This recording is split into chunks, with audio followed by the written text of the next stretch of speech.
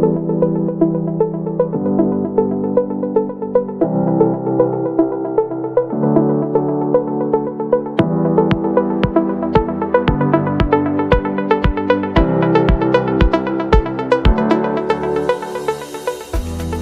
adalah organ vital dalam tubuh manusia yang berfungsi memompa darah ke seluruh tubuh melalui pembuluh darah.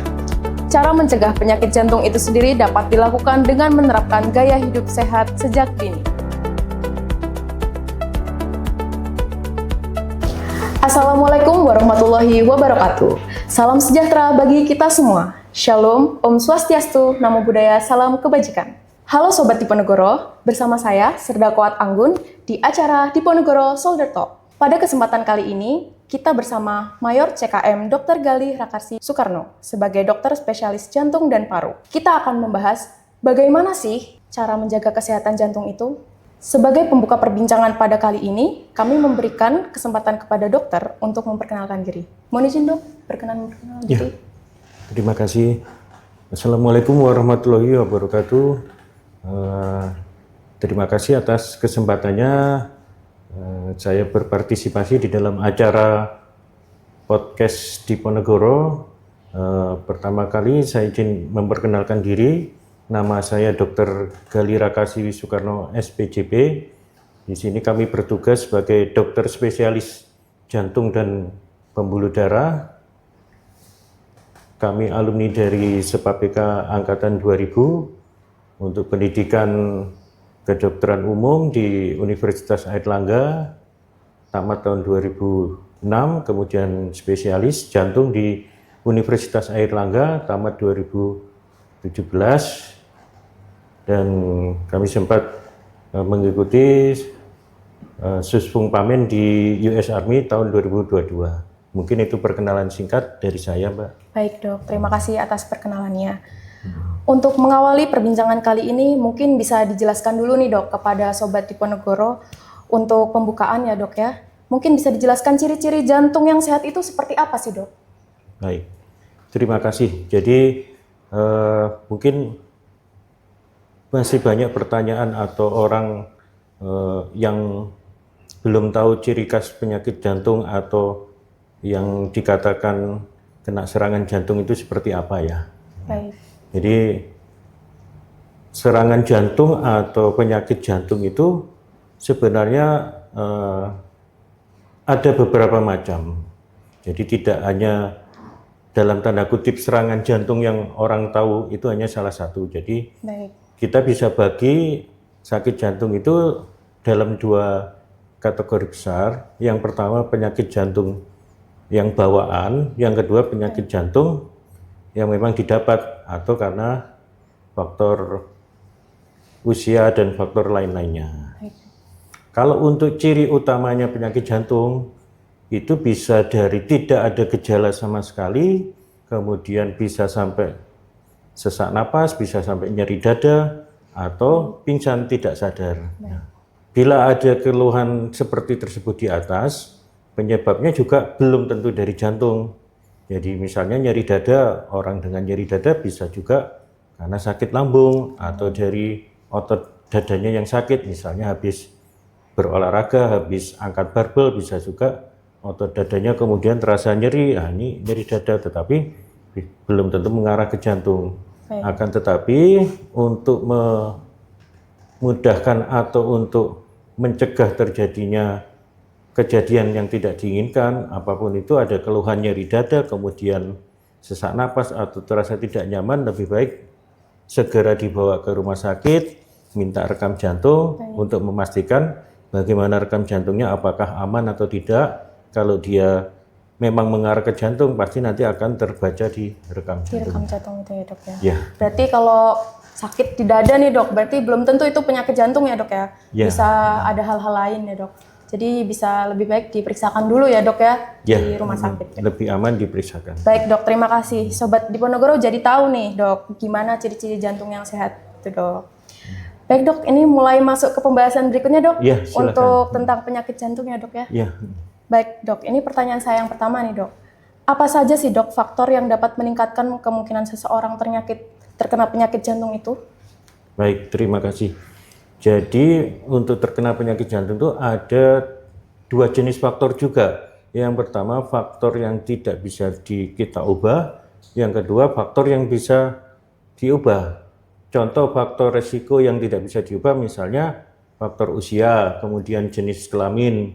Nah, akan tetapi ada juga faktor resiko yang bisa dirubah, misalnya hipertensi, kolesterol, kemudian kadar gula darah. Nah, semakin banyak seseorang itu memiliki faktor resiko tersebut, jadi dia akan semakin tinggi resiko terkena penyakit jantung.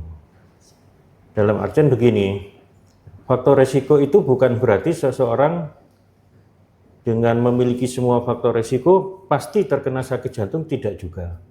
Ada juga yang kita mungkin lihat di sekitar kita, di dalam lingkungan kita, banyak orang yang misalnya merokok, kemudian punya sakit gula, tetapi dia panjang umur, sampai usia tua mungkin meninggal di atas 70-80, tidak meninggalnya mungkin meninggal sakit biasa atau karena faktor usia. Nah, tetapi kita tidak bisa menyamakan setiap orang seperti misalnya seperti Bapak tersebut, wah si A merokok sampai tua juga nggak apa-apa, berarti misalnya, nah saya juga merokok pasti sampai tua nggak apa-apa, kan belum tentu juga. Nah, jadi di situ kita harus berhati-hati karena tidak sama daya tahan tubuh dan kerentanan terhadap sakit pada semua orang.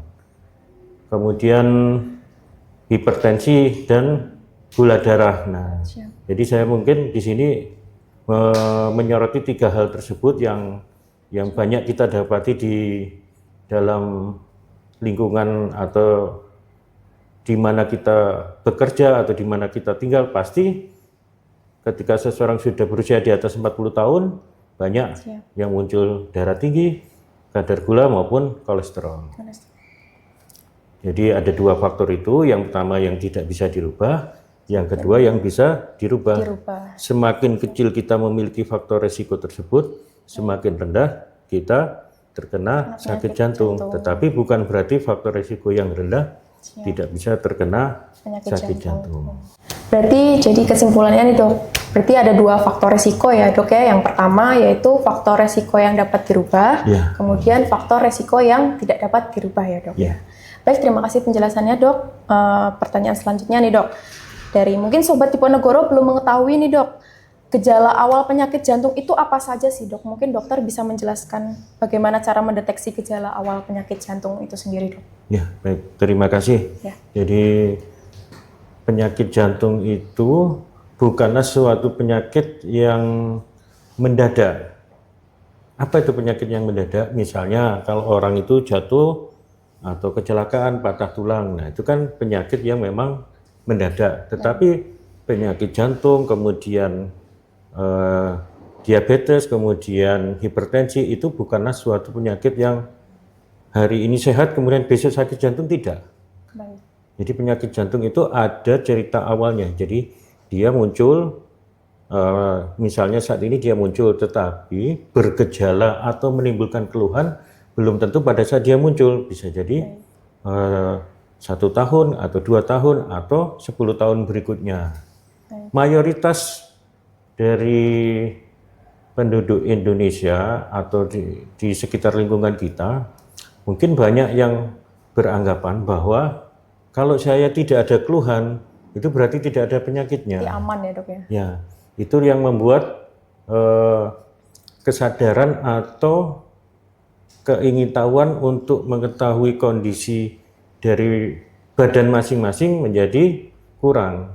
Kenapa bisa begitu? Nah, itu yang mungkin menjadi kebiasaan atau tradisi orang Indonesia yang belum terbiasa untuk melaksanakan check up rutin. Jadi kita kalau misalnya check up rutin setiap tahun, minimal kan diperiksa kalau di laboratorium gula, kemudian kolesterol, kemudian foto ronsen dan rekam jantung. Nah, karena tidak ada keluhan membuat orang itu tidak melakukan kegiatan check up, sehingga dia tidak tahu bagaimana kondisi jantung atau kondisi badan saya. Jadi keluhan awalnya memang kadang tidak ada. Kenapa kok bisa tidak ada? Karena penyakit jantung itu yang terutama yang kita kenal sebagai serangan jantung, awalnya terjadinya karena ada sumbatan di pembuluh darah jantung. Nah, sumbatan di pembuluh darah jantung itu, Mbak, tidak terjadi dalam 1 hari atau 2 hari. Bisa juga yang tadi saya bilang 1 tahun, 2 tahun atau 10 tahun. Kenapa? Secara berkala ya dok ya? Ya, karena sumbatan itu misalnya di pembuluh darah jantung, nah dia sedikit demi sedikit. Nah, kecepatan dia untuk menjadi buntu total sehingga memicu serangan jantung itu tidak sama setiap orang. Baik. Nah, akan tetapi ketika sudah mulai muncul gejala dalam artian sudah tidak nyaman untuk bekerja atau misalnya ada sesuatu hal yang biasanya saya lakukan tidak ada keluhan, kok ada keluhan, nah itu harus segera kita check up atau kita periksakan. Misalnya saya biasa naik tangga 3 lantai tidak ngos-ngosan, kok misalnya hari ini ada nggak enak, nah anggap saja itu sesuatu yang tidak biasa, lebih aman segera diperiksakan minimal direkam jantung. Atau misalnya ada keluhan saat istirahat kok tahu-tahu tiba-tiba nyeri atau sesak, nah itu juga tanda-tanda awal bisa juga. Kenapa? Awal ya, dok, ya? Ya, tetapi belum tentu orang itu akan periksa. Kenapa? Kadang masih merasa sehat atau masih merasa kuat. Ah, ini mungkin masuk angin biasa atau masih ringan sehingga tidak diperhatikan. Besoknya muncul, oh masih ringan karena kenapa? Mungkin besoknya hilang, kemudian muncul lagi 1 minggu lagi. Nah, sehingga membuat kewaspadaan orang berkurang. Jadi dia lama-lama akan merasa ini sesuatu yang biasa, sehingga dibawa dalam kehidupannya, oh ini biasa-biasa. Nah, kadang hal seperti itu yang membuat tidak waspada. Betul dok. Jadi kalau dibilang tanda awal, terutama ya 3 macam itu. Siap. Ada keluhan sesak napas, kemudian nyeri dada, dan ada aktivitas atau hal yang tidak nyaman yang muncul, yang dirasakan ini bukan sesuatu yang biasa. Nah itu. Gitu, dok. Jadi kalau kita bicara tanda awal itu. Berarti ada 3 ya dok ya tadi ya, gejalanya tadi ada sesak nafas, nyeri dada, atau ada tanda-tanda. Tapi bukan berarti untuk 3 gejala tersebut menandakan bahwa penyakit jantung ya dok ya. Jadi bisa dicek dulu ke rumah sakit secara berkala ya dok ya. Bisa juga penyebab yang lain. Baik, dan dok. tanda tersebut belum tentu muncul. Kenapa? Karena kita juga sering melihat ada orang meninggal mendadak. Nah, 3 tanda itu tidak muncul langsung, tetapi bisa juga langsung membuat orang meninggal mendadak atau terkena serangan, belum sempat dibawa ke rumah sakit, meninggal, atau dibawa ke rumah sakit, tapi hanya sebentar kemudian meninggal. Nah, tapi saya yakin kalau orang yang dibilang serangan mendadak itu mungkin sudah ada keluhan, tetapi tidak dirasakan atau dianggapnya, nah ini sesuatu yang ringan, saya masih kuat kok, sehingga dipakai aktivitas lagi seperti biasa. Padahal itu ya dok bahasanya ya dok ya. Itu sebenarnya tanda awal bahwa tubuh ini ada alarmnya, karena nggak mungkin tahu-tahu wah ini. Jadi cuman kita mungkin tidak bisa nanyakan, misalnya orang sudah meninggal mendadak ya kita nggak bisa tanya, tetapi rata-rata pasti ada keluhan sebelumnya yang mungkin tidak diperhatikan atau tidak dianggap begitu. Begitu dok. Terima kasih dok penjelasannya sangat menjelaskan untuk para sobat Diponegoro mungkin yang belum tahu gejala-gejala awalnya agar lebih waspada untuk kedepannya ya dok ya. Iya. Baik, kemudian nih dok, lanjut ke pertanyaan selanjutnya ya dok ya. Iya. Dari gejala-gejala penyakit tadi yang dokter sebutkan tadi, mungkin adakah dok gejala penyakit jantung yang benar-benar harus diwaspadai dok? Contoh terbesarnya mungkin dok yang utamanya dok. Baik, terima kasih. Jadi kalau yang paling diwaspadai adalah nyeri dada. Jadi nyeri dada itu yang seringkali dianggap masuk angin, sehingga kalau dari pengalaman saya sebagai dokter spesialis jantung, banyak yang datang ke UGD atau ke rumah sakit itu setelah kerokan kalau orang Jawa. Jadi ya, dok, ya. Jadi dianggapnya dia nyeri atau masuk angin biasa, kemudian kerok tetapi tidak hilang. Kenapa? Karena ya kalau dia masuk angin biasa ya pasti sudah membaik, tidak harus dikerok, orang istirahat cukup hilang. Tapi kalau dia nyeri dada karena penyakit jantung, nah itu tidak bisa hilang. Nah, di sini saya juga ingin menyampaikan untuk keluhan nyeri dada yang berasal dari jantung, itu ada bedanya dengan nyeri dada yang di luar sakit jantung. Jadi, kenapa bisa begitu? Karena jantung adalah organ tubuh yang berada di dalam dinding dada. Jadi ketika orang merasakan nyeri dada dari jantung, itu nyerinya seperti dia ditindih benda berat atau rasa terbakar. Dan ketika kita tanya, yang paling nyeri di mana Pak? Misalnya, oh yang paling nyeri di sini, dia bisa tunjuk gitu. Nah itu bukan dari jantung. Kalau nyeri dada dari jantung itu dia nggak bisa ditunjuk dengan poin tertentu. Jadi ya semuanya nyeri. Kenapa? Karena dia nyerinya bukan dari otot dadanya, tapi dari dalam di jantung. Jadi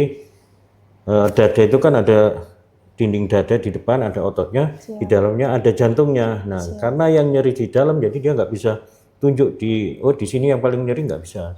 Jadi semuanya itu pasti terasa nggak nyaman nyeri. Tetapi kalau nyeri dada penyebabnya bukan dari jantung, misalnya dari asam lambung yang naik, atau dari misalnya nyeri dada karena ototnya yang terkilir, atau habis olahraga angkat barbel cedera, dia bisa tunjuk paling sakit di mana, di sini. Nah kalau dia bisa menunjuk yang paling sakit di situ, itu kemungkinan rendah dari jantung, walaupun bukan 100%, tetapi secara medisnya kalau dia bisa menunjuk, itu kemungkinannya rendah dari jantung. Tapi kalau nyerinya terasa semuanya, apalagi disertai dengan keringat dingin, kemudian disertai mual-mual, nah itu berarti kita harus curiga ke jantung. Penyakit jantung ya dok ya. Itu baru dari keluhan nyeri dadanya.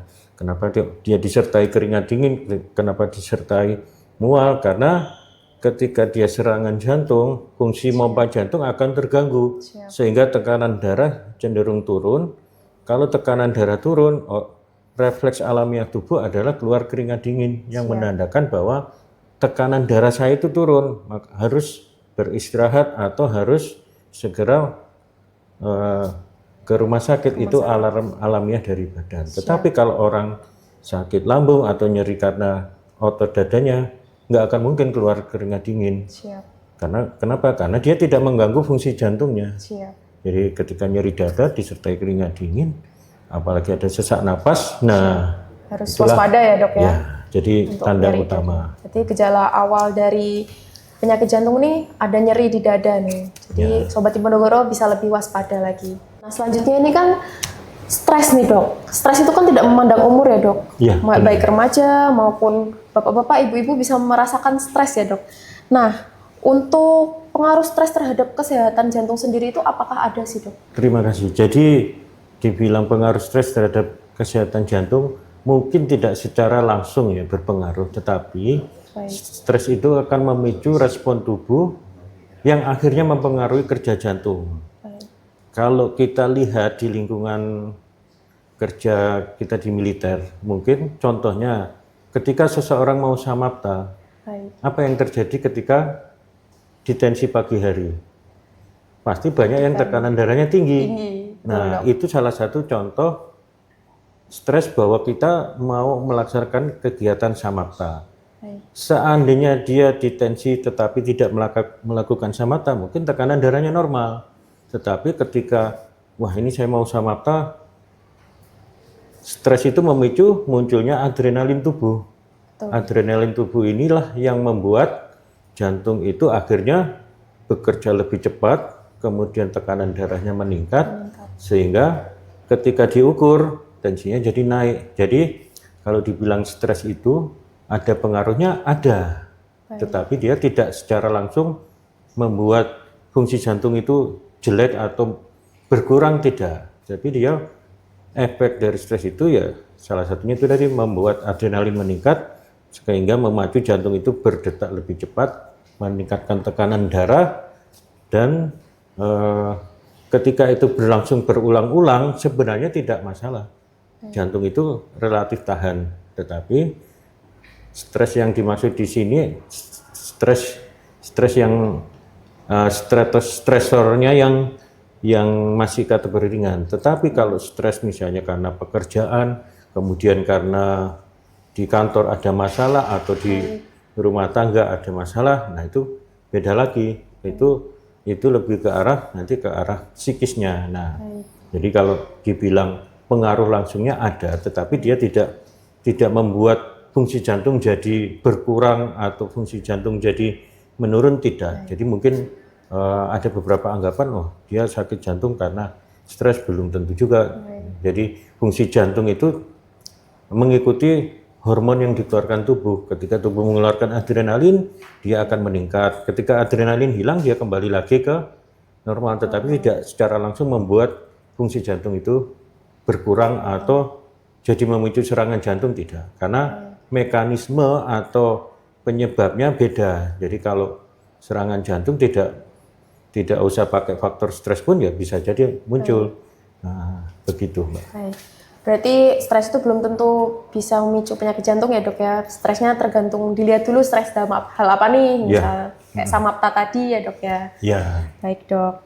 Terima kasih, Dok. Untuk pertanyaan selanjutnya nih, Dok, untuk dalam hal genetik, apakah peran genetik dalam penyakit jantung itu dapat terlihat, Dok? Peran genetik. Ya. Jadi genetik dalam penyakit jantung memang ada pengaruhnya. Dalam hal ini bisa didapatkan dari kedua orang tuanya, bisa juga dari saat pembentukan janin di dalam kandungan. Jadi saya jelaskan, jadi begini, ketika orang tuanya memiliki riwayat serangan jantung bapaknya ibunya, pasti genetiknya akan diturunkan ke anak-anaknya. Tetapi ketika anak-anaknya ini bisa menjaga pola hidup, bisa menjaga aktivitasnya, belum tentu genetik sakit jantung ini akan muncul. Sama seperti ketika orang tuanya diabetes, hipertensi, pasti diwariskan ke anaknya. Tetapi kalau dia bisa menjaga, oh saya punya orang tua ini, bapak dan ibu saya tensi tinggi, berarti saya harus menjaga. Bisa jadi dia tekanan darahnya normal. Jadi kalau dibilang faktor genetik ada, tetapi belum tentu dia muncul. Nah, tetapi bisa juga munculnya di generasi yang berikutnya.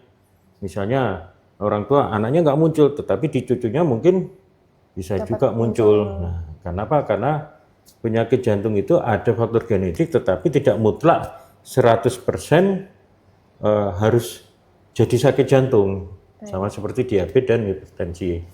Jantung itu sebenarnya terdiri dari 4 bagian. Jadi kalau kita lihat ada bagian yang memompa darah dan ada bagian yang menerima darah. Jadi prinsipnya hampir sama seperti mesin pompa air. Sama seperti itu. Jadi pompanya ya, Dok? Ya, hanya saja dia memiliki jalur tersendiri. Jadi ketika dia menerima darah, kemudian memompa darah, sudah punya jalurnya sendiri yang namanya pembuluh darah.